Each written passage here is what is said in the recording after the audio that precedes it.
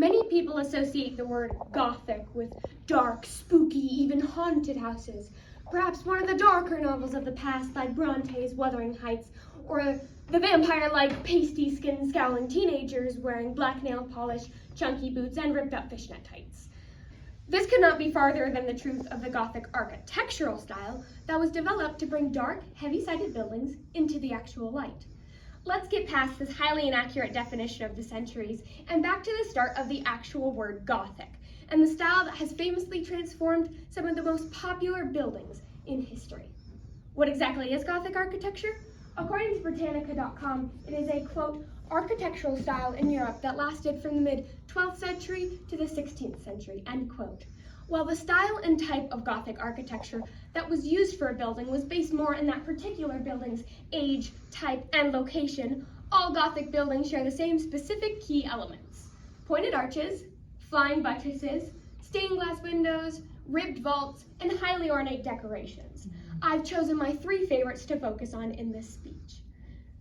These elements are not just for show. They use very real, honestly sort of amazing feats of engineering and physics. Gothic architecture was born out of Romanesque architecture.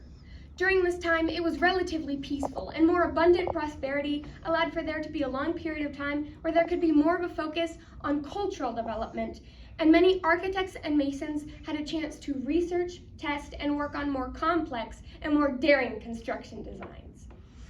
Who started it all? Invaluable.com tells us that, quote, French statesman and historian Abbé Suger is often credited with the introduction of Gothic architecture, end quote. Suger held the belief that art was very important in religious experiences, and he went on to reconstruct the choir and facade of the famous Abbey of Saint-Denis in Paris in 1144. This was one of the first buildings to bring together those key Gothic elements we talked about earlier. And soon after, the construction of an even more famous cathedral was started, Notre Dame.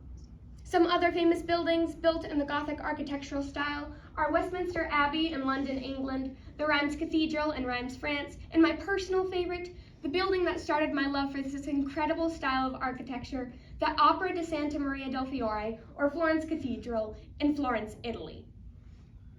Now let's get into these key Gothic elements. The words we want to remember during this time of Gothic architecture are height and light. Height and light. Let's start with pointed arches. While the pointed arch didn't originate in the Gothic style, it is probably the most fundamental element of Gothic architecture. This style of arch had been used for centuries in the Near East and Spain in pre-Islamic as well as Islamic architecture. Pointed arches are considerably stronger than curved arches because the shape bears the weight down the sides. That is, it distributes the weight in a vertical or up and down direction rather than horizontal. A second key element and revolutionary development in Gothic architecture was the use of flying buttresses. While they are very beautiful and awe-inspiring, beauty/aesthetics was not the only function of these architectural designs. What is a flying buttress? Well, I'm glad you asked. According to Merriam-Webster, it is a, quote, masonry structure that typically consists of a straight inclined bar carried on an arch and solid pier or buttress against which it abuts and that receives the thrust of a roof or vault, end quote. While the old non-flying normal buttresses butted, see what they did there, up against the walls, allowing for less light to come in, flying buttresses allowed the same amount or even more weight to be held by the pillars or piers, which moved the large columns outward, which allowed for more light to be let in. Win-win. When the weight of the wall and windows thrusts outward, the buttresses then transfer the weight to the pier, which transfers the weight down into the ground. Is that not crazy? See how these incredible designs go back to our main points, height and light? The first two key Gothic elements allowed for a lot more of the third, stained glass windows. According to KhanAcademy.com, quote, the term stained glass is derived from the silver stain that was often applied to the side of the window that would face the outside of the building, end quote. Most of the glassmaking process was set up on the edge of a forest where there was plenty of firewood, ash, and sand, which was necessary for the glassmaking process.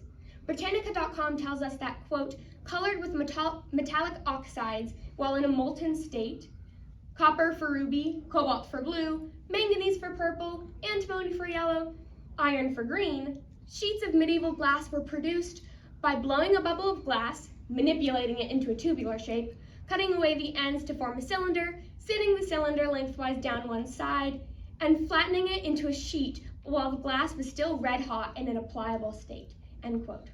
To make a long story short, a painting was made of the window while on a whitewashed table. Sheets of glass were cracked away with a red hot iron. Enamels or paints were used to fix broken areas and then put into a kiln to melt the glass. Next, the artist would use iron pieces shaped like an H to allow two pieces of glass to be molded and soldered together. Ta-da!